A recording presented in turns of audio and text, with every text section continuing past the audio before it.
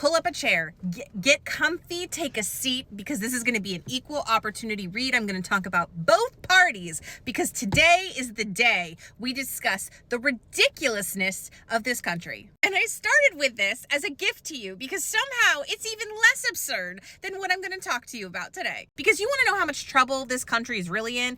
Take a look at the people who are at the helm of this ship. Just take a quick look. Like, yeah, this is funny, but it's also true. So that's a problem. By now, we all know that Defense Secretary Pete Hegseth and a bunch of other people were on a group signal chat trying to avoid Freedom of Information Act requests, which, by the way, let's keep talking about that. That was the purpose of this, so that we as the public could never figure out what they were discussing. Lucky for us, it appears that most of the people in the Trump administration are as incompetent as they are evil. So I guess that works out for us. Initially, Republicans tried to get in front of this and claim that it was strategic. It was on purpose. They were trying to lure Jeffrey Goldberg into some kind of trap or show what a terrible person he is.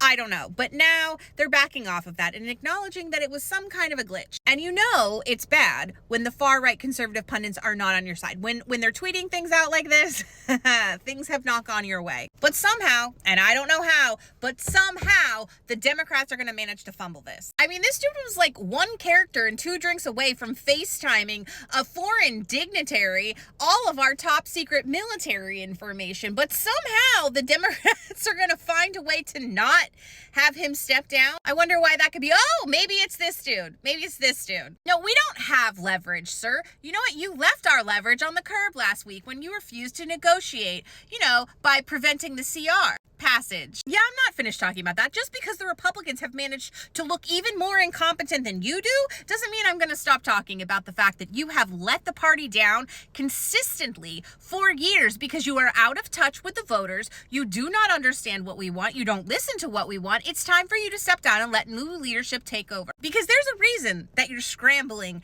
to try to find unity. It's because there's a bunch of us all on the same page, and like 3 of you that are standing out there preventing us from moving forward. And while we're here, can I suggest that you stop paying or supporting influencers that have 1 million plus followers, especially if they look like someone that probably just roofied my drink at a frat party? Oh, Casey, it's not cool to judge someone based on how they look. You know what also isn't cool? Getting roofied at a party. How about you try to find some diversity and put forth some women, maybe some black women, some trans people, anybody that doesn't look like a white man. And you too, ma'am, sit down. Sit down. I absolutely do not care how much good you've done. I do not.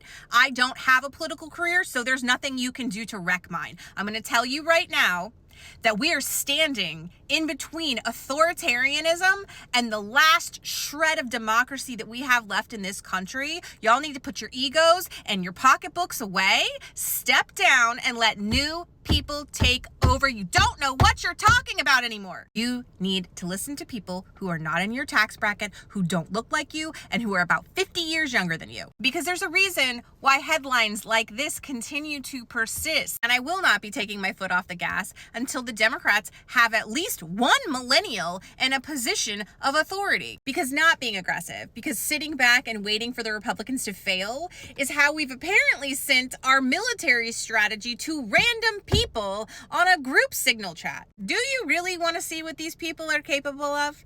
They are not the yesteryear Republicans. These are not even Reagan Republicans. Now they're going after Jasmine Crockett because she called Greg Abbott Governor Hot Wheels. Not the Republican Party trying to tell me they give a damn about disabled people while they're cutting Social Security and Medicaid. No, sir, you're not. Not the party that saw this grown-ass man get up and make fun of a disabled reporter. It was all over the news for like years, and you elected him twice.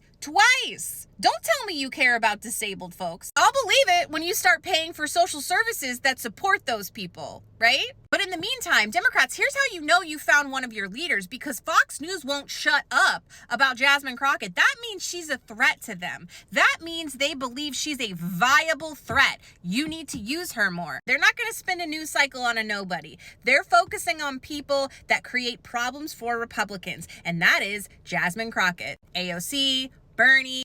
I'm not even going to touch this. We'll deal with this another day. Lastly, Lauren Boebert wants to rename DC, Washington, DC, to the District of America. And I think you need to let her do this. Okay? They want to get rid of Columbia, District of Columbia, and make it America. They want to make it the District of America. That's awesome, because Americans, guess what we have? Congressional representation. We have equal representation in the House, and we have 2 senators for each state. So if you're going to make it the District of America, I look forward to our congressional representation that is owed all citizens of America under the Constitution of the United States of America. Thank you. Good day.